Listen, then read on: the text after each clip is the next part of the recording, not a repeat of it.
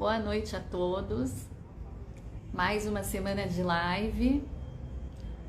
Acho que a essa altura bastante gente já me conhece, mas vou me apresentar novamente. Sou Lia Riso, sou jornalista, sou socióloga, colaboro aqui com a Vogue e apresento as lives da campanha Infância Plena do Ministério Público do Trabalho. Nós temos feito essas campanhas desde junho deste ano, né, de 2022, o ano está chegando ao fim, já estou me confundindo. E essa é uma campanha de combate e erradicação ao trabalho infantil. Nós temos ao longo desses 6 meses conversado a respeito de várias temáticas que estão em volta, subtemáticas em volta do tema do trabalho infantil. Então nós já realizamos lives sobre o papel da mídia, sobre trabalho infantil doméstico, sobre o trabalho de crianças e adolescentes em plataformas de redes sociais. Tivemos uma live muito especial que falava da educação antirracista, da importância da educação antirracista no combate ao trabalho infantil. E hoje a gente tem uma conversa que eu considero, assim, de certa forma, uma continuidade dessa live da educação antirracista. E claro, de todo esse trabalho que a gente tem feito nos últimos 6 meses, que é um papo sobre o MPT na escola, um projeto do Ministério Público do Trabalho feito na comunidade escolar, porque a gente sabe que as escolas, os educadores têm um papel fundamental para reverter essa realidade em que hoje se encontram no Brasil quase 2 milhões de crianças e adolescentes. Eu vou ver se as nossas convidadas já estão conosco. Ainda estão chegando, mas já adianto que mais uma vez a gente tem aí a companhia de 2 pessoas muito especiais. A Luísa Rodrigues, que é procuradora do Ministério Público do Trabalho, que vai contar pra gente como funciona esse projeto, que neste ano atingiu centenas, milhares de alunos, de adultos, de pessoas da comunidade escolar. E outra convidada, de quem eu sou pessoalmente muito fã. Eu digo isso quase em todas as lives, né, gente? Tá parecendo que é um bando de conversa com gente que eu admiro, porque é mesmo. Mas esta pessoa em especial, professora Débora Garofalo, eu já sou fã de professores, sou filha de professor, sou alguém que acredita demais na educação. E a professora Débora, ela foi a primeira brasileira e sul-americana a ser a ser indicada e reconhecida pelo Global Teacher Prize, que é basicamente o Nobel da Educação no mundo. Não é pouca coisa. Vou olhar de novo aqui, vamos ver se elas estão chegando. A Luísa está aqui. Vamos lá, a Luísa entra. Pedir um pouco de paciência para vocês. Parece que a conexão hoje está meio esquisita, tá todo mundo dezembrando, né, gente? Olá, doutora Oi, Luísa, como vai? Seja bem-vinda.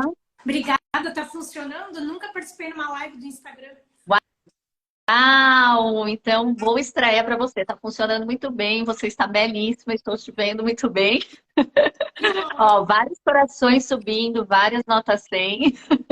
agora Eu sim. fecho os comentários, eu sei que o pessoal às vezes reclama, mas é que pra gente que tá nessa dinâmica do papo é mais fácil, tá? A gente consegue se concentrar, mas tem como mandar perguntas e eu vou lendo ao longo das lives, tá?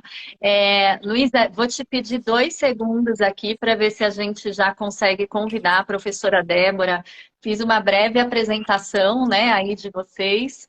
É, Falei já de como eu, pessoalmente, sou uma entusiasta da educação, então essa é uma live muito especial. Professora Débora, bem-vinda! Muito obrigada, boa tarde. Que delícia estar aqui hoje com vocês. Boa tarde, doutora. Boa Por favor, tarde, sem doutora meninas. pra mim, hein? Acho que a doutora travou um pouquinho, mas é a conexão. Gente, até a conexão, dezembro de 2022, um ano de muitas emoções, tá todo mundo cansado, até a conexão. Mas, enfim, eu estava aqui comentando com quem já está nos assistindo, né? Essa é a 6ª live que a gente realiza dentro dessa campanha que vai durar um ano. E é uma live todas foram muito especiais, eu me emocionei em várias delas, mas essa eu acho que ela tem, assim, estamos fechando este 2022 com chave de ouro, porque a gente tem estatísticas, eu tenho certeza que cada um de nós conhece alguma história ou viveu uma história que comprova que se a mudança, se existe um caminho que que é determinante para a mudança da educação. E é em muitos aspectos, e sobretudo na mudança dessa realidade, que o Ministério Público tem atuado de forma muito persistente, muito valente, mas que é uma batalha que definitivamente não é só de vocês, né, doutora Luísa? Eu sempre digo isso. A gente sempre chama as pessoas a entenderem como elas podem e devem participar. Mas, assim, de começo, então, para a gente abrir este papo, eu queria que você contasse. Eu já li um pouco a respeito, eu imagino que a Débora também, mas, assim, o que é o MPT na escola, que é o projeto do qual nós falaremos hoje? Se travar, a gente me avisem, porque eu estou no 4G, então qualquer coisa pode ser que fique ruim. Mas, por favor, não me chamem de doutora, né? Meu nome é Luísa, eu sou procuradora do trabalho. Talvez algumas pessoas não saibam o que isso significa. Eu sei que já houve uma série de lives, né, com outras pessoas dessa instituição, pessoas que eu também admiro muito.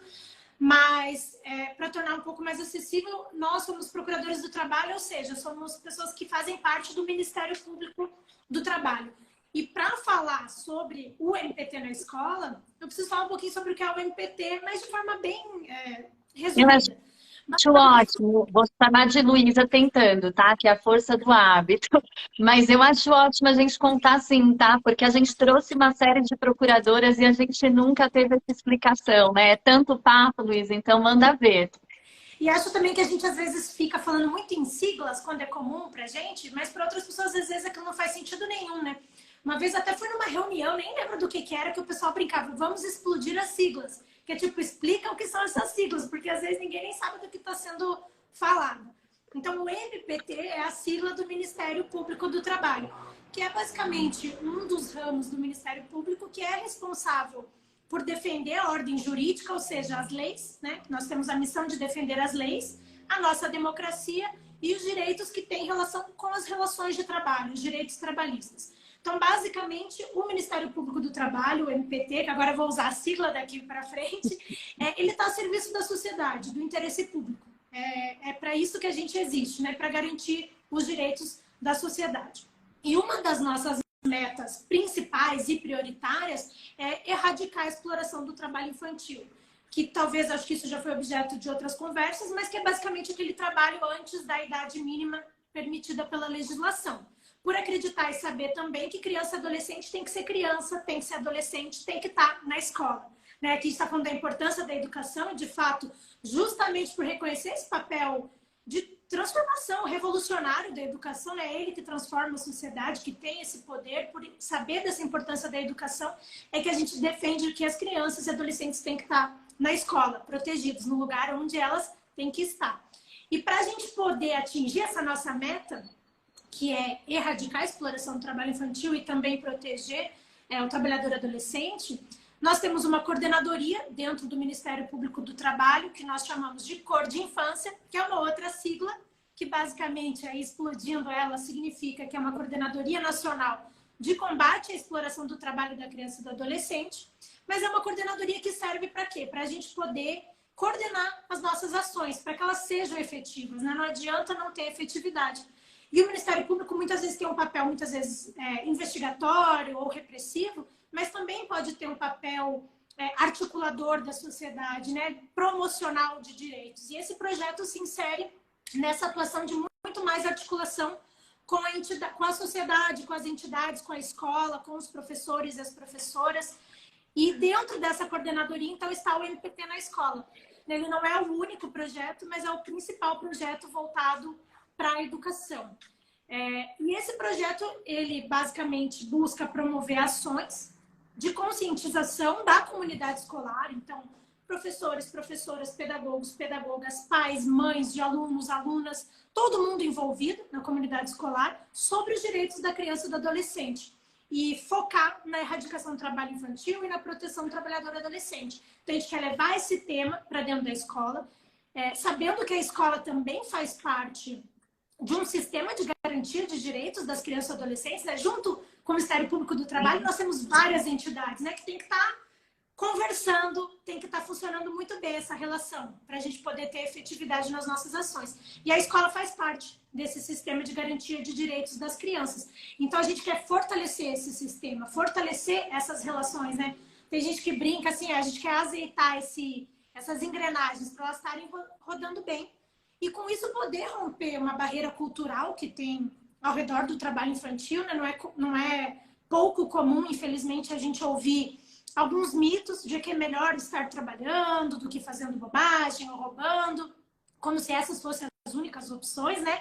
Quando, na verdade, a gente devia estar brigando para a criança estar na escola, e numa escola boa, com estrutura, com professores, com um bom emprego, né? Então, essa é a nossa briga, assim, realmente, é buscar romper essas barreiras culturais, levar o tema, fortalecer o sistema de garantias de direitos e efetivar, né? Que o direito saia do papel, né? Que ele se torne realidade. Foram ótimas explicações, viu, Luísa? Porque na live passada a gente falou sobre trabalho infantil doméstico e a gente estava aqui com a doutora, com a Ana Maria, que também já falou para a gente parar de chamar ela de doutora. E ela é, né, coordenadora da Cor de Infância. E a gente falou no início da live que ia explicar, não deu tempo, agora temos a explicação. E outro ponto muito importante também foi essa questão dos mitos. Me fez lembrar que o MPT, podemos usar a sigla, tem uma cartilha muito interessante, que era uma cartilha pensada para divulgação, para a imprensa, mas na realidade, assim, é um material muito rico para qualquer um de nós que queira entender essa realidade, saber quais os canais de denúncia, entender um pouco do que leva essas famílias, porque também, como falamos numa live passada, existem outros marcadores sociais, que é como a gente chama na sociologia, que estão dentro dessa categorização das crianças que são mais atingidas pelo trabalho infantil. Então, definitivamente, é um problema que tem cor, que tem classe social, né, que tem ali um contorno de vulnerabilidade econômica e que muitas vezes a família realmente, de maneira alguma, é responsabilizando essas famílias que geralmente estão numa situação de extrema vulnerabilidade econômica e social. Mas esses mitos, por exemplo, foram interessantes de entender. Ah, pelo menos não está na rua fazendo nada, não está à toa, né? O trabalho dignifica o homem. Sim, gente, o homem, não a criança, não o adolescente, né? E a parte da escola, né, voltando a isso, é onde as crianças passam mais tempo, né? Se a gente for pensar, criança e adolescente, né? Não só para as mães trabalhadoras, né? Essa é uma realidade de muitas de nós. Eu me incluo nisso, mesmo estando num lugar de muito privilégio, né? A minha filha passa bastante tempo na escola, então o trabalho é de comunidade, né? Então é muito interessante. Eu vou passar a palavra para a Débora, que a gente conversou muito antes dessa live, né, Débora? De novo um prazer te receber aqui. Não só eu, mas outras pessoas envolvidas são suas fãs também. Eu me lembro quando você foi reconhecida pelo Global Teacher Prize e eu não sabia. A Débora tem um projeto, gente, que chama Robótica Sucata, né, Débora?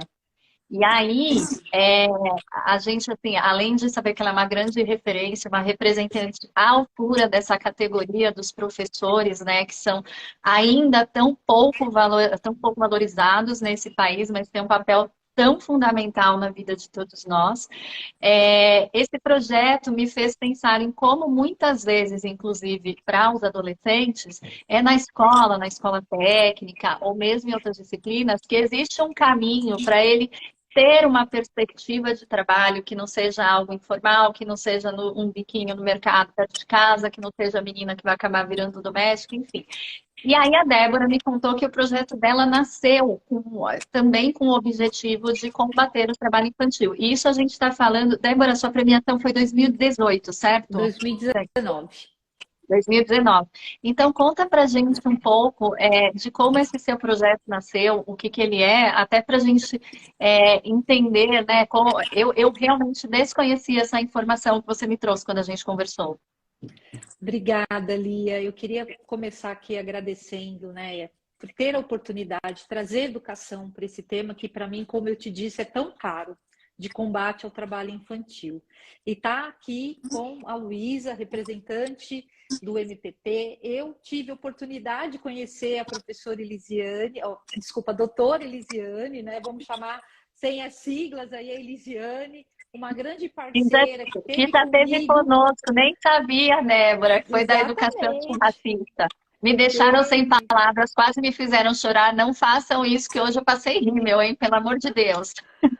Uma grande parceira, né? Então, conhecer os meus alunos de perto, foi com a comunidade comigo dialogar. E falando um pouquinho, né, a educação, ela não pode se eximir de um tema que é tão caro, tão importante, porque eu acho que a educação ela precisa assumir um pouco desse protagonismo. E aí eu queria começar falando que nós estamos num momento muito crítico. Por quê? A evasão escolar existe, os desafios para superar a recomposição da aprendizagem, os déficits de aprendizagem existem, mas existe nesse momento crianças abandonando a escola justamente porque necessitam ali ajudar no sustento de suas famílias. Então isso é uma realidade. E mais do que uma realidade, né? Essas crianças, elas realmente estão sendo privadas de poderem ter ali os seus direitos, de poder estar frequentando a escola, um lugar que não pode ser só visto como área do conhecimento, como já foi no passado. A escola é muito mais do que isso. Ela é uma fonte aí para que a criança possa realmente desenvolver de forma integral. E mais do que isso, então a gente precisa levantar essa bandeira, né? E também aí pertence à Comissão de Direitos Humanos aqui da cidade de São Paulo. Então eu tenho esse tema realmente como um apreço muito caro, principalmente por entender que neste momento nós estamos assim, nós superamos esses números, principalmente aqui em São Paulo, em 26%. Então isso é uma coisa extremamente grave. Imagine o restante do país, onde na região Nordeste os índices são muito maiores e precisa ter essa sensibilização. Mas voltando aí um pouquinho então para o trabalho de robótica com sucata, eu no ano de 2015 eu iniciei esse trabalho com os estudantes a partir de uma realidade muito triste, Lia e Luísa, que foi a questão do lixo, né? O lixo trazido como problemática de ensino entre os meus estudantes. E no meio daquela situação, eu me vi perante de dois caminhos apenas: ou abraçar o lixo como objeto de conhecimento, no ano de 2015, onde mulher ainda não era tão vista trabalhando com tecnologia, ainda mais uma professora com uma proposta inusitada de trabalhar a robótica a partir do lixo. E a partir de toda essa sensibilização, de ter esse olhar para a comunidade, a gente começou a se deparar com esse problema e diante daquilo eu imaginei, bom, eu tenho dois caminhos: ou eu vou me lamentar por aquilo que eu não tenho, eu vou abraçar esse lixo como objeto de conhecimento. E aí nasce então o trabalho de robótica com sucata, dessa problemática, que é uma problemática real, mas como forma também de ressignificar a educação. Como eu disse, precisa ser acolhedora, né? Integral, ter baseado os seus valores integrais e humanos, né? Essa educação que hoje eu acredito. E no meio desse percurso, eu comecei a me deparar com muitas realidades, né? Então, aquele familiar que não mandava aquele estudante para a escola, já que eu fui uma professora de uma escola inteira, né? Que não mandava aquele estudante para a escola, porque aquele estudante tinha que fazer trabalhos domésticos para que os pais pudessem trabalhar, olhar as crianças menores que estudavam em períodos diferenciados da escola. Eu comecei a me deparar com os meus próprios estudantes em pontos comerciais, já que a escola fica muito próximo de uma região de metrô, aqui na cidade de São Paulo, e eu também resido nessa região, então eu começava a andar pelos pontos comerciais, começava a ver os meus estudantes e aquilo começou a me dar uma angústia muito grande. Porque ou eles estavam pedindo esmola, ou eles estavam nos faróis, trabalhando como engraxate. Então isso começou a me dar uma agonia muito grande. Eu falei, não, eu preciso fazer alguma coisa. Então, a partir do trabalho de robótica com sucata, nós começamos a identificar esses estudantes que estavam fora da unidade escolar, movimentar toda uma comunidade ali para sensibilização, mostrar para aqueles pais que realmente tinha uma fundamentação, que era importante aquelas crianças estarem frequentando a escola, e a partir da robótica a gente começou então a resgatar esses meninos para de volta à unidade escolar, dando todo o aparato, apoio para a família, acionando as redes de apoio para essas famílias, mas trazendo esses meninos para uma aprendizagem que realmente fosse significativa. E ao longo aí de 3 anos e meio, esse trabalho ele se tornou uma grande referência no nosso país e fora dele, por conta da premiação do Global Teacher Prize, mas principalmente trouxe a oportunidade de realmente debater esse tema sem dor e mexendo em feridas muito grandes, né? Mostrando que essa criança ela tinha direito ao estudo, ela tem o direito à aprendizagem através da inovação, e a robótica possibilitou, então, que a gente combatesse o trabalho infantil na escola em 95%. E eu fico muito feliz porque o primeiro prêmio, né, que nós recebemos, ao longo desse trabalho a gente recebeu mais 16 prêmios, o primeiro trabalho foi voltado aos direitos humanos. por compreender, então, a importância desse trabalho para que a gente pudesse combater um tema que fosse tão caro e, com isso, melhorar, ressignificar a escola a partir desse olhar. Então, eu acho que a escola ela tem um pilar importante, que às vezes a gente nem às vezes se dá conta desse pilar importante, por isso que trazer esse tema, né, a Vogue, trazendo aqui a Luísa para debater questões sérias, né, elucidar dúvidas é tão importante. Até porque a gente também falou isso, acho que na primeira. Vou recapitular bastante coisa das últimas lives, né? Porque, enfim, elas cabem em todas as conversas, né? A gente falou do custo social que o não combate a essa questão tem para todos nós, né? Seja do ponto de vista de que a gente vê talentos que não serão desenvolvidos, seja por caminhos que essas crianças e adolescentes acabam rumando, né? Porque a gente tem uma sociedade onde a desigualdade é abismal e falta muita oportunidade. Então, às vezes, a única perspectiva que se vê não é exatamente uma perspectiva legal, né? Dentro da lei. Agora, dentro dessa situação que a Débora trouxe, Luísa, como é que o MPT atua com o MPT na escola? Vocês estão com o projeto desde quando? Antes, até queria fazer uns comentários assim que eu achei super interessante essa. Por favor, gente, eu vou aqui conduzindo, mas vocês são as protagonistas, tá? Fiquem super à vontade. Essa iniciativa, né, assim, da robótica na sucata, né? Eu acho que eu falei certo o nome. Super legal, porque ela vai meio caminhando lado a lado assim, com a nossa ideia do nosso projeto, que é realmente evitar, combater a evasão escolar e também o baixo rendimento, né, dessas crianças e adolescentes que às vezes estão trabalhando e não estão na sala de aula, e poder trazer eles de volta, né? E isso também é interessante porque um dos objetivos do MPT na escola é poder sensibilizar e também capacitar os professores e as professoras sobre o trabalho infantil, né? Porque às vezes não tem todo um domínio sobre o assunto, ou falta realmente chegar a informação, ou saber como lidar com isso, e que os próprios professores possam ser pessoas que identifiquem o trabalho infantil. Eu imagino que nessa live do trabalho infantil doméstico, por exemplo, foi discutido sobre a invisibilidade desse problema, né? Muitas vezes a gente não enxerga, apesar dele estar na nossa frente, o trabalho infantil como um problema. Isso faz parte também de barreiras culturais, de mitos, e o professor e a professora têm um papel muito importante nisso, porque o que a gente tem visto não tanto a evasão escolar, mas o baixo rendimento. Muitas vezes essa criança, esse adolescente dá sinais na escola de que algo está acontecendo, nem sempre é relacionado a uma situação de exploração de trabalho. Mas o professor é quem tem contato, né? Como você falou, é onde passa mais tempo do dia na escola.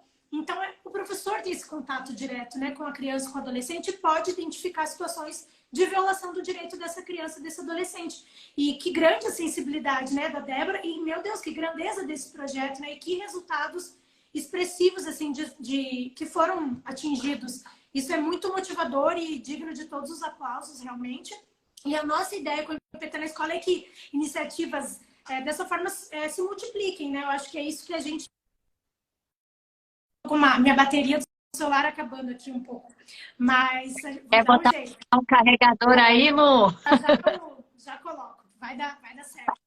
E a nossa ideia o projeto MPT na escola basicamente, ele tem algumas etapas. Então, a gente vai primeiro fazer uma articulação com a Secretaria de Educação. Vamos incluir aí na proposta pedagógica e no currículo escolar o tema do trabalho infantil, o tema dos direitos da criança e do adolescente. Tem determinação legal já nesse sentido, de que isso tem que estar incluído, né, no currículo. Então, a gente leva capacitação, leva material de apoio para poder capacitar os profissionais, né, da educação, para que eles possam abordar isso em sala de aula. Então, depois que eles abordam isso com as crianças, é interessante porque algumas crianças falam, isso está acontecendo comigo, eu não sabia que era um problema. Eles mesmos às vezes manifestam, ou os professores, as professoras começam a notar essa situação. Então, além de a gente estar formando, talvez, cidadãos mais conscientes dos seus próprios direitos e aí eles próprios como os protagonistas e se empoderando dos seus direitos, né? Mas teremos aí possivelmente uma nova geração com uma nova mentalidade, mas também permitindo um combate de situações de exploração que já venham acontecendo. E a gente faz esse projeto de uma maneira em que leva esse tema para a escola, mas também busca trazer um lado mais lírico, artístico, né? Que as crianças vão desenvolver trabalhos sobre o tema, vão fazer desenhos, poesias, contos, músicas, e isso a gente premia depois os melhores trabalhos. É muito difícil até escolher, porque todos são lindos à sua maneira, né? E claro que a arte também é muito subjetiva, mas é uma forma de estimular assim, a participação no projeto, que eles vão ter o seu desenho, o seu trabalho reconhecido. Então, basicamente, entendendo esse papel importante da escola, buscar levar informações que são próprias do Ministério Público do Trabalho, da nossa atuação, que às vezes são um pouco jurídicas, um pouco chatas para quem não é da área, tentar levar isso de forma mais simplificada e acessível para a comunidade escolar, para buscar combater o trabalho infantil e também agir de maneira preventiva. E também foi interessante falar sobre essa questão do lixo, porque um dos temas que a gente trabalha dentro do MPT na escola é a questão da reciclagem, justamente porque ainda ocorre muito trabalho também infantil na catação dos materiais de resíduos sólidos, né? Então também é uma das piores formas de trabalho infantil. Então também é uma atuação prioritária do Ministério Público erradicar. E eu já pude, assim, infelizmente, presenciar isso de perto. Acontecem muitos acidentes, né? Alguns adolescentes já morreram no Brasil, atropelados em lixões, enfim. Então é uma situação muito difícil mesmo para trabalhadores adultos. E acho que aí entra um pouco do ressignificar também, que a Débora falou, que é entender que o trabalho ele tem que ser decente, né? Que ele tem que ser digno. Mesmo para os trabalhadores adultos que lidam com o lixo, com os resíduos sólidos, eles têm que ter a sua dignidade reconhecida e garantida, né? E as crianças e adolescentes retirados dessa situação de exploração. Então, acho que aí se comunicam muito bem esses projetos e fico feliz de saber dessas iniciativas. Tem o que você colocou aqui, né, Luísa? A gente teve uma conversa sobre o trabalho infantil nos lixões, né? E de fato, eu acho que foi a doutora Nelisa, acho que estava conosco, talvez, e ela disse, né, que é uma realidade assim que a gente só pode imaginar, que você só sabe quando você está num lugar desse e que foi dos piores lugares onde ela já esteve na vida. E a gente teve a participação da Anne Catadora, que é uma moça que foi catadora, que hoje tem um projeto muito legal de reciclagem, né? E é uma ativista pelas políticas públicas que nos faltam para reverter essa situação dos lixões. Mas o que eu queria comentar é que, assim como a gente sente no trabalho doméstico, né, existe um ciclo, né, como se essas crianças e esses adolescentes nascessem condenados a perpetuar este ciclo em lugares insalubres, né, porque o lixão não é raro você encontrar famílias vivendo ali, todo mundo se ajudando, não só procurando o que vender, mas muitas vezes procurando até alimento, né? Nesse mesmo ambiente onde eles convivem com diversos perigos, inclusive de doenças, de contaminação. E o trabalho doméstico também tem essa característica, né? Então, não raro a gente encontra, né? A menina que é a filha da doméstica, que foi filha de outra doméstica, que foi neta de outra doméstica. Então, é um ciclo muito perverso de reprodução que perpetua a desigualdade, né? Elimina perspectivas. E essa é uma característica também muito cruel, né? Dessas situações de trabalho infantil. Outro ponto, a Débora falou da atuação dela na área dos direitos humanos, porque a gente também precisa lembrar sempre, que é algo que nós sempre falamos, que antes de tudo, além de ser ilegal, a gente está falando de uma violação de direitos, né? De direitos básicos e fundamentais previstos no Estatuto da Criança e do Adolescente, previstos mundialmente. Então, por isso também que envolver a comunidade escolar é mais um passo, né? E a forma artística como isso se dá também é muito interessante, porque a gente sabe, né? Eu tenho uma filha muito falante, né? Eu brinco que é porque eu fico entrevistando ela desde que ela nasceu. Então a gente conversa, ela me traz coisas, mas eu mesma já descobri situações ou desconfortos olhando para desenhos dela. Eu lembro que um dia eu vi um desenho dela super bem feito e falei, nossa, essa menina é tão bonita, por que ela está chorando? E aí ela me disse, foi um dia que eu estava me sentindo triste. Eu acho que o desenho, não sei, né, Débora, o desenho, a criação, essas representações também ajudam muito as crianças a representarem. Elas não têm repertório emocional, né? Não tem pelo desenvolvimento e às vezes porque são famílias também muito simples, né? Então, acho que isso é uma parte fundamental. Mas outra coisa que eu queria entender, eu vou voltar um pouco a palavra para a Luísa, já volto para a Débora, É assim, o MPT na escola, vocês que selecionam as comunidades que vão ser alvo do projeto, as instituições que vão ser alvo, como é que é, é essa dinâmica? Até porque muitas perguntas surgem sempre do que a gente, como cidadão, pode e deve fazer, né? A gente já sabe das denúncias, enfim, mas neste caso específico, como é que é feito? Porque são muitas escolas, esse é um problema do país inteiro, né, Luísa? Até tinha, você me perguntou antes, esqueci de falar, mas o projeto ele já existe desde 2007, ele iniciou no Ceará. E no Ceará houve uma redução exponencial do trabalho infantil desde que esse projeto vem sendo implementado. Então, ele traz resultados e ele vem sendo expandido a nível nacional. Eu não tenho os dados consolidados de 2022, mas de 2021 eu posso dizer que o projeto foi implementado em mais de 16 estados da federação, em mais de 300 municípios, em quase 5 mil escolas, atingindo quase 50 mil educadores e educadoras e mais de 500 mil de crianças e adolescentes nas escolas. A gente foca numa faixa etária, que é normalmente uma faixa etária que começa a despertar algum interesse também por trabalhar, né, e que pode vir a ser um aprendiz, então uma faixa etária ali de 4º, 5º ano, 6º e 7º ano, que são faixas etárias que eles começam a querer ter um dinheiro para comprar um celular, alguma coisa assim. Então a gente achou que é um público-alvo interessante de tratar isso, porque normalmente começa a se interessar pelo mundo do trabalho também. E também tem uma idade que é mais explorada, né? Essa faixa etária normalmente dos 14 aos 17 anos é mais explorada no trabalho, então é um público mais vulnerável ao trabalho infantil. E para fazer normalmente a escolha, como ele é um projeto, de certa forma, voluntário por parte dos procuradores, são selecionados ali de acordo com o procurador onde vai ser implementado. Desde que esse projeto vem sendo... Ele sofre modificações todo ano para melhorar, né? Sempre buscando evoluir e aperfeiçoar. Nós criamos alguns critérios para a seleção dos municípios. A gente não escolhe por escola, escolhe por município. Então, em geral, os procuradores escolhem ali os 10 municípios com maior índice de trabalho infantil no estado. Então, se eu estou no estado do Paraná, eu busco os dados oficiais do trabalho infantil, aqueles 10 municípios com o maior número de trabalho infantil, é lá que eu vou buscar implementar o projeto. Justamente porque é onde o problema está maior e a gente precisa atuar, não só nessa frente, mas também nessa frente. Então, a seleção normalmente ela leva em consideração esse critério, o número de crianças e adolescentes explorados no trabalho.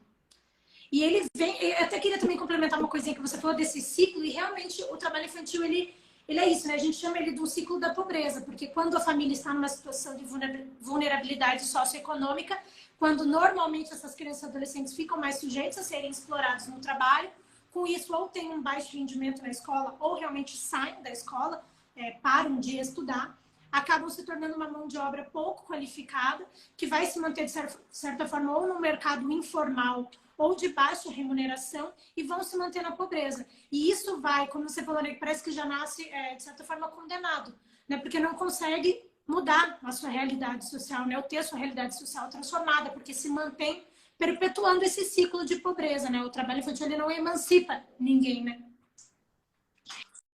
Nossa, eu fiquei impressionada, Luísa, porque você falou em 16 estados, né? A gente no Brasil tem 26 estados, então é bastante coisa, né? Ainda que a gente, eu imagino que às vezes vocês tenham uma sensação, lidem com situações assim que dê a impressão que estão enxugando gelo, mas é um trabalho muito amplo, né, gente? Porque o Brasil é muito grande, de novo, é um país muito desigual. Que tem características muito próprias em cada estado, né? Tem questões culturais, então o trabalho doméstico infantil, por exemplo, é uma coisa muito enraizada na nossa cultura, infelizmente ainda, né? Estamos em 2022, mas ainda né? Enfim, então, assim, parabéns ao MPT por este projeto, né? Por persistirem e num pós-pandemia, né? Porque esse ano a gente começou, assim, não vai, não vai, vai, não vai, né? Porque achamos que ia começar um ano novo realmente, aí veio o Ômicron, aí mil coisas, eleições, né? Agora a Copa do Mundo. Então, enfim, e no ano anterior vocês pegaram ainda um cenário de pandemia, né, para atingir esses 16 estados. Então, é muito louvável. Débora, eu queria saber de você justamente sobre esse cenário de pandemia, porque hoje a gente tem uma estatística aí de quase 2 milhões de crianças, né, nessa condição, acho que 1 milhão e 800, 1 milhão e 800 mil, alguma coisa assim, né? Mas a gente acredita, né, nós, Ministério Público, que esse seja um número maior até, né? Porque na pandemia isso se intensificou. Você ainda está em sala de aula, Débora? Hoje eu estou na Secretaria Estadual de Educação, então eu cuido de gestão pública, né, de políticas públicas, mas sempre com esse olhar atento, porque a pandemia foi um período bem complicado, não só para a educação, mas também para questões sociais, né? A gente sabe das consequências gravíssimas que os nossos estudantes hoje estão enfrentando em relação à saúde mental, mas a questão mesmo de economia, né? De passar necessidades em casa, da escola ser o único local que muitas das vezes as crianças se alimentam, e isso é importante salientar. Então, o período da pandemia, sem dúvida nenhuma, foi o período mais crítico, porque nós recebemos diversas mensagens de familiares, até de diretores, de coordenadores das unidades escolares. Desculpa te cortar, que a Luísa saiu, mas eu vou ficar aqui de olho. Perdão cortar seu raciocínio. Imagina. Então, nós recebemos muitas mensagens de coordenadores e professores avisando que tinham crianças passando por violência, crianças que abandonaram esse período, mesmo com a escuta ativa que a escola exercia, por conta dessas questões econômicas, né? Então, a gente sabe que isso vira realmente uma bola de neve. E sabemos que esse período de pandemia foi o principal agravante. Hoje eu diria que assim, a maior preocupação enquanto políticas públicas tem que ser a saúde mental, tem que ter a recomposição da aprendizagem, tem que ter a recuperação dessa aprendizagem, mas principalmente tem que olhar o foco do problema da evasão escolar, porque muito desse problema da evasão escolar está dentro desse nicho que a gente fala aí do trabalho infantil. E é justamente o que a Luísa havia comentado anteriormente. O que a gente percebe é que essas crianças acabam abandonando a escola por devidas condições de acreditar, eu preciso auxiliar minha família, eu preciso complementar a renda, eu preciso fazer isso, fazer aquilo, pega o emprego informal, não consegue se recuperar no aprendizado e acaba não saindo desse ciclo. Então, hoje, a escola detém um papel essencial. Nós temos aí documentos, né, lançados para colocar isso de uma forma muito transversal, de trabalhar o ECA dentro da sala de aula, então trabalhar o Estatuto da Criança e do Adolescente, mostrando para ela, mas agindo pedagogicamente. Né? E o que o professor, nesse momento, ele pode fazer é justamente isso, trabalhar pedagogicamente, compreender qual é o cenário que essa criança está vivenciando, se for preciso acionar a rede protetora, mas mais do que isso, trabalhar para sensibilização, né? Que foi um pouco o que eu fiz lá com o trabalho de robótica com sucata, ao compreender que as famílias, às vezes, elas não tinham informação. E uma dica aqui que eu queria trazer também, apesar, né, do trabalho ainda não contemplar os 26 estados, quando eu conheci a professora Elisiane, eu entrei em contato com o Ministério Público do Trabalho. E aí ela foi designada para vir me atender através de uma palestra, de conversar, de ter todo esse envolvimento. Então, às vezes, também, como educador, né, como professor e escola, a gente tem que olhar que escola não é uma ilha, ela não pode ser fechada. A gente tem que abrir essas questões para o diálogo e realmente atuar nessas dores. Eu não imagino mais uma escola ou uma educação que não envolva essa comunidade, que não trate dessas questões que são tão latentes e que é visível do nosso dia a dia. Infelizmente, enquanto familiar, enquanto sociedade, a gente tem aquele pensamento assim, eu comecei a trabalhar nova e estou viva, estou inteira, foi ótimo isso acontecer. Eu também tive, infelizmente, essa experiência. Eu comecei a trabalhar aos 12 anos de idade. Mas eu falo que não foi uma experiência positiva. Por quê? Porque o quanto eu perdi da minha infância tendo que trabalhar, né? E quanto essas crianças estão em realmente situações de perigo, né? Não só atropelamento, mas casos realmente de violência. Muitas das vezes eu presenciei os meus estudantes sendo agredidos, porque a sociedade ainda não aceita esse tipo de coisa. Então, ou seja, a escola ela tem um pilar essencial, né? E cada vez mais precisamos chamar atenção. Sabemos que esses números são muito maiores do que os dados oficiais, né? Eu vi pesquisas que falavam em 10% vezes o maior valor aí do percentual que nós temos hoje. Ou seja, é muita coisa e a gente precisa combater. E não dá para romantizar, né, Débora? Porque eu vou ficando cada vez mais impressionada com sua história, dizendo que bom que deu tudo certo, né? Porque a gente entende também, na live passada, a gente teve aqui a Ana Flávia Cavalcante, que é uma atriz talentosíssima, ela criou uma performance chamada A Babá Quer Passear. Ela é uma menina filha de uma doméstica e ela, aos 9 anos, passou a cuidar de um bebê da vizinha, que era uma mulher periférica, né? Uma mulher negra, retinta, mãe solo.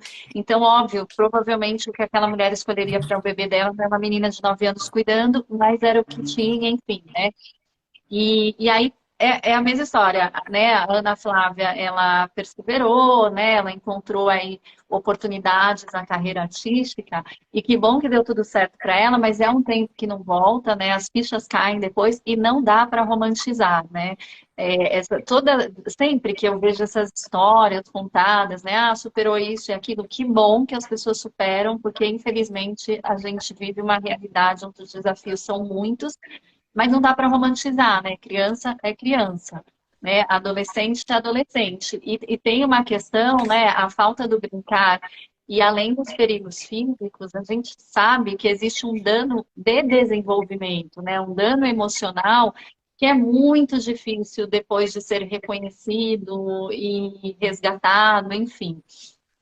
Luísa, o que eu queria saber de você, se o EduPT na escola, ele só atua em escolas públicas ou ele é um projeto que abrange escolas particulares também? Ele é voltado, o projeto, essencialmente para a rede pública. Então, o projeto em si, ele é voltado para as escolas públicas municipais e agora estaduais. A gente vem incluindo também as escolas estaduais. Claro que nada obsta que o mesmo material, a mesma metodologia seja utilizada também nas escolas da rede particular. Isso já foi feito algumas vezes, mas o nosso foco principal é a rede pública, né? Justamente por reconhecer essa vulnerabilidade socioeconômica do público que pode estar sendo alvo da exploração. Então, ele é eminentemente voltado para a rede pública. E já aproveitando um ganchinho ali do que vocês falaram, acho que essa questão das marcas que o trabalho infantil deixa, né? Porque crianças e adolescentes são pessoas que ainda estão em desenvolvimento, né? Os seus corpos, sua mente, sua personalidade, tudo ainda está em formação. Muitas vezes, assim, a pessoa acha que passou pelo trabalho infantil e conseguiu, saiu daquela sem nenhuma lesão, mas, na verdade, ela tem lesões que ela nem sabe que originaram dali. Mas, infelizmente, ainda tem aquelas que sabem muito claramente, porque sofreram, às vezes, algo mais traumático. E é um título de informação, assim, nos últimos 10 anos, tiveram mais de 20 mil acidentes de trabalho envolvendo crianças e adolescentes. Alguns muitos fatais. Então, a gente sabe que isso acontece com adultos, que dirá com crianças e adolescentes, né? Que ainda estão com seus corpos, suas mentes em desenvolvimento. Então, ele traz, sim, muitos prejuízos. Dentre eles também a própria evasão escolar, o baixo rendimento. Então, é algo que deve ser combatido não só do ponto de vista, porque a lei assim diz, né? Mas a lei assim diz por alguma razão, ou por várias razões, né? Mas por compreender que esse público não é um público destinado a trabalhar, né? E a gente vai trabalhar tantos anos na nossa vida, para que antecipar, né, esse momento? Então, garantir mesmo uma infância, uma adolescência plenas para as crianças e adolescentes, porque é um tempo que não volta mais, né, na vida, além de todas as outras razões aí que nós já comentamos. Mas é interessante, né? Porque, e aí aproveito para deixar um chamado, porque muitas vezes algumas pessoas entram nessa live, ou mesmo me questionam, né? Porque em Vogue, né, a gente divulga tudo nos outros veículos da casa, na Glamour, na GQ, na Casa Vogue. A gente tem artigos no jornal O Globo a cada 2 meses, inclusive o próximo é sobre o MPT na escola. Eu já li, está muito bom. Na verdade, é porque eu acho que vocês atuam mesmo, e a questão é aguda, mas é uma responsabilidade de todos nós, inclusive de quem tem filhos, de novo, numa situação de maior privilégio, né? A gente está formando cidadãos que vão precisar lidar com isso também, com essas questões sociais, precisam estar conscientes, né? Então, enfim, né, a gente tem uma série de disciplinas, né, para contar como foi que a nossa história se constituiu, né, para saber o básico de coisas que vamos precisar no dia a dia, mas eu acho particularmente que a gente ainda investe muito pouco nesse lado cidadão dessas crianças e adolescentes, inclusive no ensino privado, né? E acho que fica aqui o chamado para quem está assistindo, né? A gente precisa trazer essas coisas para a vida dos nossos filhos, porque algumas situações de trabalho infantil são muito invisibilizadas, mais, né, na verdade. Eu acho que no geral são, mas, por exemplo, a criança ou adolescente que está numa situação de trabalho doméstico infantil, né? Foi feita essa pergunta na live passada. Como é que a gente conscientiza essa criança que está lá dentro, que não vai na escola, que não tem acesso, às vezes tem os laços familiares cortados? Então, enfim, é importante também que na rede privada isso se espalhe, seja parte das formações, né? E eu tenho absoluta certeza que quem está nos assistindo é um público que está num lugar de mais privilégio, então proponho mais essa ação de nossa parte. A gente tem sido acompanhado por muita gente que eu tenho certeza que já virou algumas chaves, mas já deixo esse chamado também, porque além de tudo, isso não é sobre crianças que a gente não conhece, que estão em situações de vulnerabilidade, adolescentes que não fazem parte do nosso dia a dia. Definitivamente não é sobre isso, é uma questão social que tem um custo para todos nós, né? Meninas, a Eu gente já queria está... só, se eu pudesse, desculpa, só fazer um comentário. Imagina! Sou bem falante também, que nem sua filha. Por favor, Lu. Não, eu ia te dizer, a gente está em 47 minutos de conversa. Por mim, a gente continua mais um pouco, se vocês estiverem com a agenda, então fica muito à vontade. Coincidentemente ou não, assim, quando eu era criança, adolescente, teve uma palestra sobre trabalho infantil no meu colégio. Eu estudava na rede particular, né? Assim, sabendo da minha situação de privilégio, possivelmente, quase certeza, nenhum dos meus colegas era uma vítima da exploração do trabalho infantil, mas foi objeto de discussão na escola. Foi até passado um documentário sobre Ilha das Flores, que era uma situação de lixão. Então, isso também foi falado na época. E a minha mãe, ela me levou quando eu era criança. Eu sempre compartilho essas histórias. Meus colegas de profissão já devem estar cansados de me ouvir falar disso. Tomara que não tenha ninguém aqui deles me ouvindo, para não ficar repetitivo. Mas quando eu era adolescente, a minha mãe me levou num lixão no litoral do Paraná, né? Que eu sou de Curitiba. E ela me levou naquele lixão para eu... Eu nunca tinha visto aquilo. E foi muito impactante para mim, enquanto adolescente, ver aquela realidade, entender o meu lugar de privilégio. Era uma situação muito triste, realmente, de ter, assim, porcos junto com as pessoas ali, tipo, que estavam se alimentando daquele lixo e tudo mais. Foi uma situação muito impactante para mim. Aquilo me deixou muito mal, né? E, assim, quem sou eu me sentir mal só de ver aquilo e eu nem estou vivendo, mas entendendo, né, a minha situação naquilo. Eu acho que na cabeça da minha mãe, assim, né, foi uma iniciativa dela, enfim, fazer isso, mas eu acho que institucionalmente nós temos o dever, né, e toda a sociedade de levar essa mensagem. Eu acho que ela quis plantar uma sementinha, acho que é um pouco isso do que você diz, né, de formar cidadão consciente. Ela quis plantar uma sementinha em mim, no sentido de reconheça a sua situação, mas também faça algo para mudar isso, sim, contribua de alguma maneira dentro daquele caminho que você escolher na sua vida, mas para quê? Para que você traga alguma coisa de positivo, né? Que você busque, de alguma forma, contribuir com a sociedade, reduzindo essas desigualdades, buscando uma sociedade mais justa. E eu espero, né? Estou tentando aqui, formiguinhas, nós todas formiguinhas, ninguém é importante só por si só, mas nós todos unidos, né? Dando as mãos mesmo nesses temas, que a gente vai chegar em algum lugar. Mas eu acho isso realmente importante, porque eu sou também um pouco um fruto disso, né? De uma pessoa, de uma adolescente. Não, esse solo era bom. Quando você falou, plantou a sementinha, o solo aí era bom. Mas era esse o meu comentário. Eu acho isso muito importante, realmente. Mas eu acho também que era uma pergunta que eu quero fazer para a Débora. Na nossa live sobre educação antirracista, nós estávamos comentando, eu também compartilhei uma história que eu também compartilho bastante, e a minha irmã, eu sei que está assistindo, talvez depois ela me fala isso de novo, enfim. Mas, assim, eu tenho um grupo de mães das amigas da faculdade, né? Na minha sala de faculdade, eu tinha pouquíssimos colegas negros, eu me formei em 2002.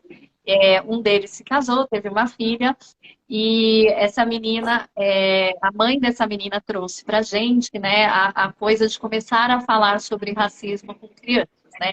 E aí virou aquela discussão, nossa, mas quando é a hora e coisa e tal? E o que eu ponderei, e não porque eu sou um alecrim dourado, mas realmente naquele momento que me caiu essa ficha, é que essa pergunta, que horas é a hora de falar sobre tal coisa com a criança, você só faz quando você tem o privilégio de fazer.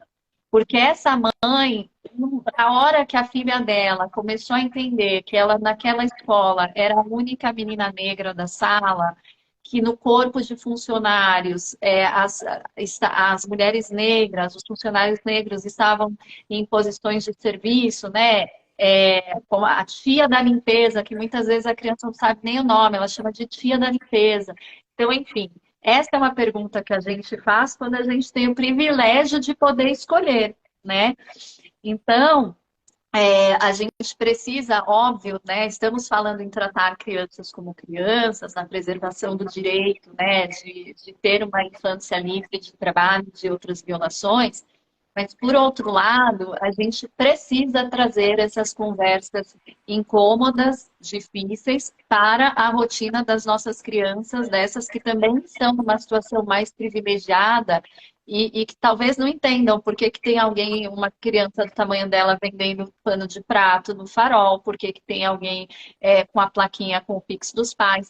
Mas eu queria fazer essa pergunta para você também, Débora, assim, a partir de que momento vocês, por favor, Luísa, pode responder também, acham que esse é um assunto que pode e deve entrar em pauta, né? Como nas disciplinas escolares, enfim, mesmo na convivência com a comunidade escolar, né? Porque a gente sabe dos adolescentes que, como você falou, a partir da sexta, sétima série, acho que ali por 12, 13 anos, talvez, né? Mas, enfim, a gente consegue também abordar isso mais cedo, não? Eu queria começar a te responder essa questão, que é totalmente pertinente, sobre duas óticas, né? Hoje, no nosso país, a gente tem aproximadamente mais de 179 mil escolas, entre quais 46% apenas possuem saneamento básico. A gente já sabe olhar o tamanho do nosso problema pelo tamanho da quantidade de escolas que não têm saneamento básico, ou seja, né, menos da metade das nossas escolas não tem o mínimo necessário de funcionamento. Outra ótica que eu queria trazer aqui, para elucidar um pouco, que 81% dos nossos estudantes estão nas escolas públicas. E esse número são os dados de 2019, a gente vai ter um novo censo, com certeza esse número vai aumentar muito por conta da pandemia. E olhar para isso, a gente começa a olhar equidade, a gente começa a olhar raça, né? Então, assim, eu vou dizer que isso é um tema que precisa ser trabalhado na infância, na primeira infância, quando a criança começa a se descobrir. Eu trabalhei numa comunidade muito vulnerável aqui da cidade de São Paulo, com alto índice de violência, com alto índice de tráfico de drogas, e muitas vezes os meus alunos acabavam entrando no mundo do crime, não era porque ele queria, porque ele era obrigado. Não tem escolha, sabe? Então são temas tão latentes que a gente precisa dialogar sempre. E não adianta ser uma vez por mês ou ser só no dia 12 de junho, que é o dia de combate ao trabalho infantil. É um tema que precisa ser exercitado todos os dias dentro da sala de aula, porque principalmente essa criança que está sofrendo trabalho infantil, e a Luísa eu acho que pode até me complementar trazendo dados sobre isso, a sua grande maioria é uma criança negra, que já sofre a questão do racismo estrutural, que é fato, nós estamos vivenciando isso. Está aí uma movimentação para a gente ter uma educação, né, antirracista e ter uma sociedade antirracista, mas essa criança também ela sofre uma violência. E é uma violência que eu posso afirmar que é um trauma para a vida inteira. Porque como também uma criança que fui um dia e vivenciei por minha vontade, né, por não ver ali, por toda uma questão social, de ter uma mãe separada ali do meu pai, de querer ajudar em casa, mas... E assim, as brigas da minha mãe, a insistência da minha mãe, hoje me remetem a traumas. E agora eu fico imaginando quem sofre uma violência na rua, como eu presenciei vários momentos os meus estudantes sofrendo isso. Então, esse é um tema que precisa ser abordado pela sociedade. Mas a escola ela precisa, como eu disse, não ser uma ilha, não pode se fechar diante desse problema. E eu complemento, né? Até porque para a gente deixar um espacinho aí para a Luísa também complementar, talvez com dados sobre isso, que a escola ela precisa ser acolhedora e acolher essas vozes, também acolher esse entendimento dessa família que às vezes nem sabe o que está acontecendo. Observar melhor essa situação, observar aquele estudante, exercer essa escutativa e trazer momentos na sala de aula que essa criança ela pode narrar, que ela pode falar. Eu não tenho dados dos outros estados, mas só aqui na Grande São Paulo nós temos 50% de casos de crianças nessa situação, entre a faixa etária aí de ser criança, né, de 6 a 12 anos de idade, fora a questão dos jovens aprendizes, que muitas vezes estão em situações também ilegais. Então, esse é um tema que precisa ser debatido logo na primeira infância, sabe? Quando a criança está ali se socializando, está se conhecendo como eu, trazendo essa questão cultural. E isso precisa ser falado e debatido. E existem vários caminhos para fazer isso, né? Via currículo, como a gente citou anteriormente, via atividades pedagógicas, mas principalmente com uma educação que faça sentido e seja acolhedora. Sobre para tentar achar o dado, eu estava aqui, eu sabia que eu tinha o dado, estava aqui só buscando para não dizer errado. Eu fico fazendo a mesma coisa. Às vezes eu anotei, olha aqui para ver se está faltando alguma coisa. É normal, gente. É vida real, é a gente fazendo live de casa, é todo mundo assistindo ou de casa ou do trânsito. Fica tranquila, Luísa. Mas se eu chutasse, eu ia acertar, porque eu já tinha falado sobre isso antes, mas eu não queria passar o dado errado. Mas pelo IBGE, né, então são 66% das crianças e adolescentes exploradas no trabalho são crianças e adolescentes negros. Isso tem toda uma questão pela nossa sociedade, estruturalmente, essa é uma sociedade racista, né? A pobreza, ela tem classe, ela tem cor, a gente sabe disso, isso já foi mencionado. Então, a gente sabe que as pessoas negras, as crianças e adolescentes negras estão em uma situação de maior vulnerabilidade, por isso são mais exploradas em uma situação de trabalho e têm os seus direitos mais violados. Então, quase 70% aí das crianças e adolescentes que estão nessa situação são crianças negras. E aí, eu acho que outra coisa importante da gente destacar, me corrija também se eu estiver errado, eu não tenho números exatos em mãos, mas é uma realidade que atinge mais meninos, correto, Luísa? A não ser, por exemplo, na questão do trabalho doméstico infantil, que aí são as meninas negras as principais vítimas, né? Porque elas são trabalhadoras, elas são vítimas, né? Isso. Em geral, a maior parte das crianças e adolescentes exploradas no trabalho são os meninos, mas no trabalho doméstico, e aí tem toda uma questão de gênero envolvida, são as mulheres, as meninas, né, que são as mais exploradas no trabalho doméstico, por normalmente ser atribuído às mulheres, né, como se fosse essa responsabilidade de cuidar da casa, das crianças, enfim. Então, é criança, cuidando da casa. Normalmente, as meninas daí são as vítimas. Isso também traz toda uma outra questão aí de gênero, né, envolvida na questão do trabalho doméstico. Lia, eu posso só fazer um complemento?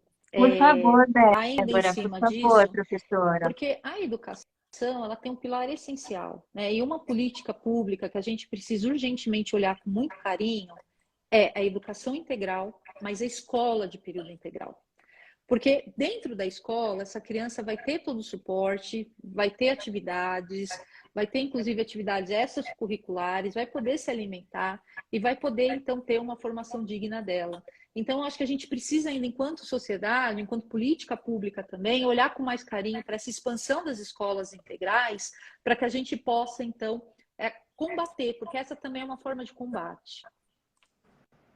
Com certeza. Acho que parece um problema. O trabalho infantil é um problema difícil, né? Complexo, com causas estruturais, né? Infelizmente, não é uma coisa simples da gente combater. E existem diversas formas, né? Pela implementação de políticas públicas efetivas, e dentre elas a valorização do trabalho dos profissionais da educação, a melhor estruturação das nossas escolas, né? O dado que a professora trouxe sobre o saneamento básico, assim, é muito alarmante, realmente. E esse fato também da gente buscar uma escola em tempo integral, né? Escola integral, educação integral, para que essa criança fique na escola, principalmente muitas vezes, se a gente for olhar ali dos 14 aos 17 anos, que é a maior parte dos adolescentes que são explorados no trabalho, eles vão à escola. E no contraturno escolar eles vão trabalhar. Então, o fato de poder estar na escola o dia inteiro, ter essa possibilidade, além de ser benéfico em muitas outras áreas, também vai evitar essa violação do direito, né? Muito possivelmente do trabalho infantil. Bom, queridas, agora a gente bateu 8 horas, infelizmente, assim, o nosso tempo realmente esgotado, mas queria primeiro agradecer muito os detalhes que vocês trouxeram. Essa parte do saneamento, existe uma grande empresa de saneamento que fez um estudo com base em dados passados, né, porque a gente ainda não tem dados recentes, que mostravam o impacto da falta de saneamento na carreira e na nota das mulheres, né? Foi um estudo com recorte de gênero, mas recomendo muito que vocês, posso mandar para vocês duas, enfim, quem está nos assistindo, se quiser, pode me chamar no meu direct, o meu Instagram é lia_guizo, com 2 Es, mas é um estudo que me chamou muita atenção, porque ele mostrava a diferença de nota do Enem da aluna que tem banheiro em casa e da que não tem. Então, existem essas outras questões, esse outro universo de problemas que impactam. A gente tem alguns que a gente consegue resolver assim de forma mais fácil, né, por assim dizer. Então, esse projeto já existe, ele já vai para as escolas. Vocês conheceram aqui ao longo desses 6 meses, no ano que vem a gente continua, mas ao longo desses 6 meses, várias procuradoras, várias pessoas que compraram, que acharam essa bandeira, que já são ativistas, né, na física e na jurídica, eu brinco. Então, enfim, alguns problemas a gente não vai conseguir dar conta, né? A gente depende bastante de política pública, de governos conscientes. Tenho muita esperança que o nosso orçamento para a educação daqui para frente seja visto de forma mais responsável, né? Estamos todos nessa expectativa, né? Fechando esse ano com mais esperança. Eu digo sempre que educação, e é um depoimento pessoal também, mudou a vida da minha família, né? Os meus pais só puderam terminar a educação, acho que é o ensino médio que chama hoje, quando eu já era nascida, acessaram o ensino superior, eu já era mais velha do que a minha filha, que hoje tem 7 anos. Então, enfim, e de novo, tendo largado de um lugar de muito privilégio, sou uma prova de como a educação muda vidas, amplia perspectivas e te ajuda a proporcionar isso, porque hoje sou uma pessoa que consegue proporcionar isso para outras pessoas. Não existe outro caminho para a gente mudar, para a mudança que a gente precisa. E essa mudança, ela passa por este combate ao trabalho infantil, que, de novo, nós trouxemos números aqui, mas a gente sabe que eles estão desatualizados, que, infelizmente, a perspectiva é que a gente conheça uma realidade pior no próximo ano, mas que, em contrapartida, a gente consiga combater com mais esperança, né?